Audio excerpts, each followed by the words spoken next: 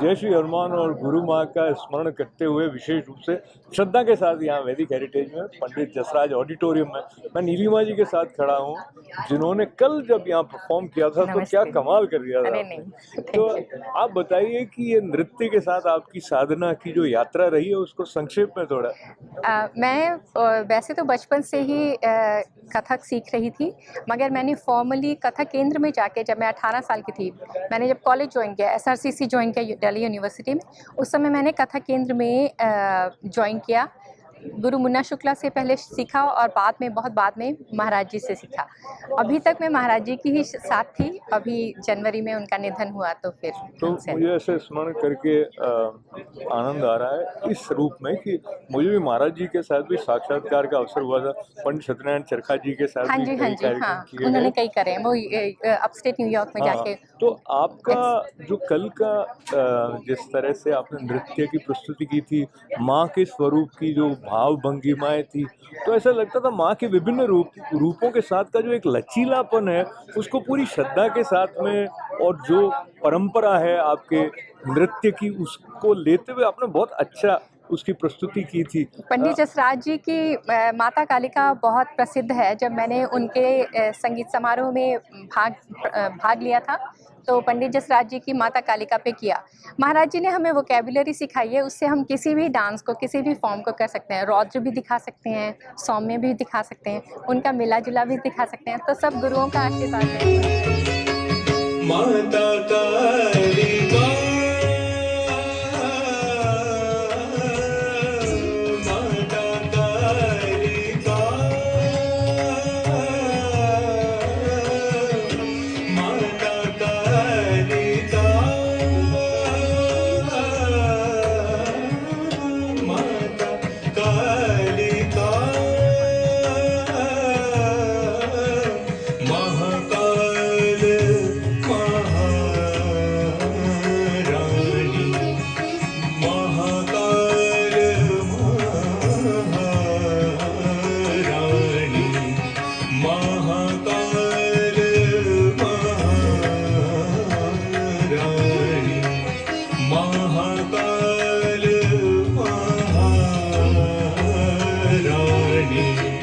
जगत जननी भवानी भवानी भवानी माता कालिका। जब आप भारत से बाहर होते हैं अमेरिका में, तो इस परंपरा को इस तरह से पावनता, इसकी सुरक्षित रखने की अतिरिक्त चुनौतियां रहती हैं? नहीं, ऐसा बाहर भी उतना ही हमें स्नेह, उतना ही प्यार मिलता है, उतने ही कई बार ऐसे होता है कि थोड़ा सा हमें भाषा बदल के समझाना पड़ता है, कभी अंग्रेज़ी में, कभी हिंदी में थोड़ा ज़्यादा नृत्य की और संगीत की और साहित्य की बातों को आराम से समझाया जा सकता है, क्योंकि हमारी सारी कॉम्पोजिशन संस्कृत में, अवधी में, ब्रिज में, इन सब में है, तो हिंदी में समझाना थोड़ा आसान होता है। मगर भाषा के अलावा, समझाने के अलावा मुझे कोई और चुनौती, मुझे उतना ही प्यार बाहर भी मिलता है जितना भारत में तो मिलता है। अंतिम प्रश्न के रूप में, जो आने वाली पीढ़ी में आप उतनी रुचि देख रही हैं, वो वैसे भारत में भी ये चुनौती है, इसके बारे में? नहीं, आने वाली पीढ़ी में और हर पीढ़ी में उतनी ही मतलब हमें कम से कम लगता है कि जो सिलेक्टेड लोग हैं, मेरे भी जैसे मैं सिखाती हूँ, कुछ बच्चे हैं बहुत कमिटेड हैं, कुछ सिर्फ माँ बाप के कहने पे सीख रहे हैं और कुछ सिर्फ सीख रहे हैं। मगर वो जो कमिटमेंट जो एक दो में भी निकलती है, वो हमें कभी उदास नहीं होने देती, निराश नहीं होने देती। हमें ये नहीं लगता कि क्लासिकल डांस और आर्ट कभी नहीं जाएगा, कहीं नहीं जाएगा। इसमें इतनी पावर है कि ये हमेशा रहेगा और हमेशा एक लेवल पे रहेगा। आजकल तो बहुत पॉपुलर भी हो रहा है।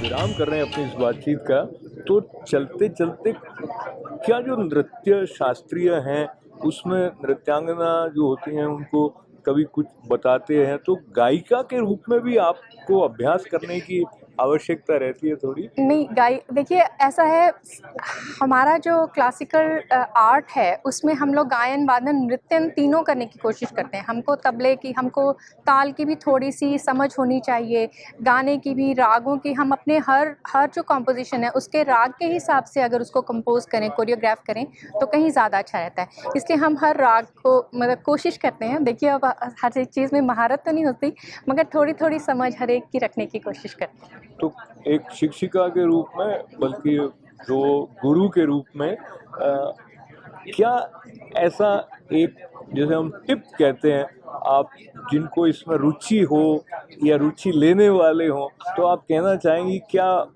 बात है जो विशेष रूप से उनको ध्यान रखनी चाहिए? एक तो कुछ भी आप कुछ भी करें, कुछ भी अगर ढंग से करना चाहें तो आपको उसके लिए अभ्यास की बहुत ज़रूरत होती है। अभ्यास में, डिसिप्लिन में कभी कटौती मत कीजिए। आपको रोज़ अगर तत्काल 10 मिनट करनी है तो करनी ही है। अगर मूवमेंट कुछ गुरु ने कुछ नया सिखाया है तो करना है, करना ही है। संगीत में भी, गायन में भी कहते हैं कि आप अगर एक दिन भी रियाज़ नहीं करें तो वो आपको 10 दिन पीछे करता है। तो रियाज़, अभ्यास, डिसिप्लिन, ये सबसे ज़्यादा ज़रूरी है। ये हर एक चीज़ में, स्पोर्ट्स में है, और अगर पढ़ाई करें आप उसमें है, संगीत में है, गायन में है, सब में है। क्या बात। तो अभ्यास के महत्व को आपसे सुनते हुए पुनः आपका बधाई के साथ में बहुत बहुत आभार, Thank you. धन्यवाद। हमारे साथ नीलिमा बेरी जी, प्रख्यात नृत्यांगना, और आपके माध्यम से भी ये जो शास्त्रीय नृत्य की परंपरा का प्रवाह है वो बिल्कुल जारी है और बना रहे। मंगल कामना। धन्यवाद। Thank you so much.